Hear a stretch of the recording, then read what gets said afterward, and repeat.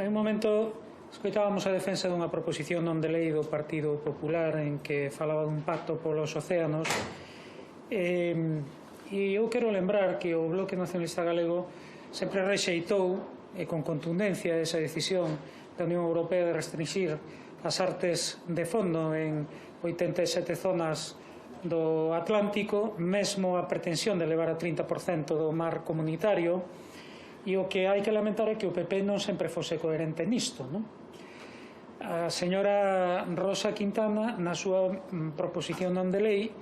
un dos puntos di que hai que defenderse da competencia de produtos alleos á Unión Europea. E mágoa que no Parlamento Galego rexeitasen reiteradamente a proposta de identificar o mexillón en conserva galego como tal para evitar a competencia de mexillón extracomunitario e particularmente de Chile. En todo caso, a proposición que traemos é precisamente para defender o sector pesqueiro galego e a biodiversidade do noso mar. Aquí é perfectamente compatible e por iso esperamos que o Partido Popular en coherencia tamén vote a favor. Por qué? Porque o Goberno do Estado aproba un SPOEN en que establece unhas zonas en que é posible instalar, podemos decir que parques, realmente estamos falando de polígonos industriais de xeración de enerxía, parques eólicos que afectan a espazos altamente sensíveis do noso mar e, ademais, a caladoiros históricos da frota pesqueira galega. Realmente hai que lembrar que o convenio OSPAR de 1992 establece que é necesario previr e eliminar a contaminación, así como tamén protexer a zona marítima dos efectos dañinos da actividade humana. É evidente que aquí estamos falando de unha actividade que si ten un efecto moi dañino tanto sobre a frota pesqueira e a actividade pesqueira galega como os ecosistemas mariños, e engade que o principio de precaución debe ser aplicado e en virtude do cal deben ser tomadas medidas preventivas cando haxa motivos razoáveis para pensar que esas actividades poden afectar negativamente aos ecosistemas mariños. Ao mesmo tempo, tamén hai que lembrar que a resolución do Parlamento Europeo de 3 de maio de 2022 insiste nesta mesma liña,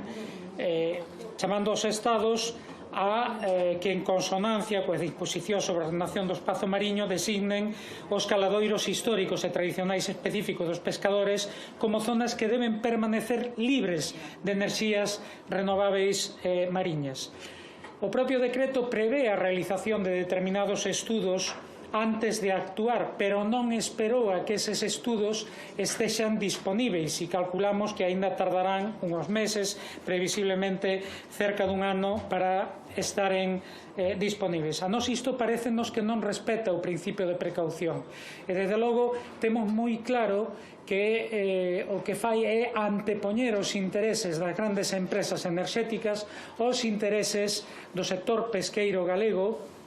presente históricamente neses caladoiros e a un interés común xeral que é preservar a biodiversidade deses espazos mariños. Por tanto, o BNG oponse con decisión á implantación de parques de eólica mariña nas costas galegas. Hai que lembrar que os poden prevén que o 50% da enerxía eólica instalada o faga na costa galega, o cal nos parece, para alén de outras cuestións, terriblemente injusto. Pero, en todo caso, nesta proposición de lei,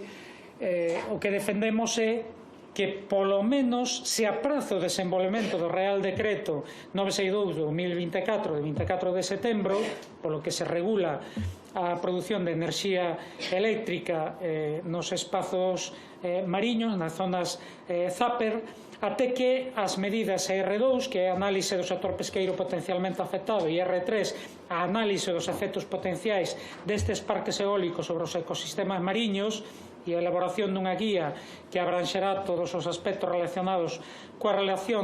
coa realización de estudos de fauna, de hábitats, no procedimento da avaliación ambiental, etc., non estean realizados. Parecenos que é de sentido común e, polo tanto, esperamos que esta proposición de lei sexa apoiada. Moitísimo obrigado.